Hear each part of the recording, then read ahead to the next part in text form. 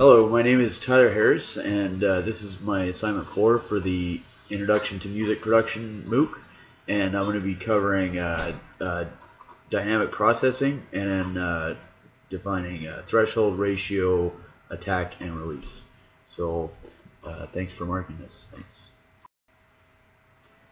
Okay, so the dynamic processing first is modifying some signal whenever some condition that you define happens. So it could be the decibel level. Above a certain decibel level, the plugin will take effect. Dynamic processing will take effect. And so it modifies it whenever that condition occurs. So threshold is, if we're talking about like a compressor or a gate, is the level above or below which the plugin will take effect. So say your threshold is 10 decibels and you're using a compressor. For everything above, negative 10 decibels. For everything above negative 10 decibels, the compressor will take effect. And so the threshold is the negative 10 decibels. If it goes below the threshold, then the compressor stops working.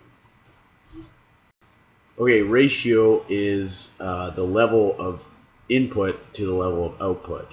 So if your ratio is 1 to 1, then if your input level is 1, then your output level is going to be 1 as well. If it's 3 to 1, then your input level will be 3. An input level of 3 will give you an output level of 1.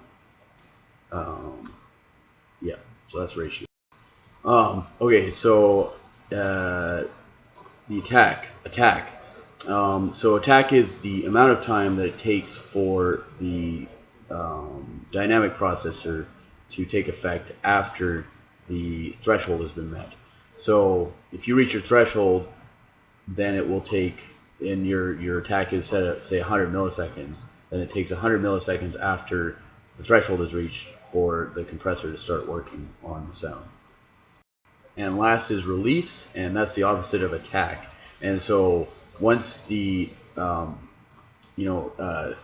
the threshold is reached, then the EQ starts working after whatever the attack amount of time that the attack says. And then once the threshold is reached again, going back down, then the compressor will stop after the amount of time that is on the release. So if your release is say 500 milliseconds, after you hit your threshold again, then it'll take 500 milliseconds for the compressor to stop having the effect on the track. And that's my video. Thanks for watching.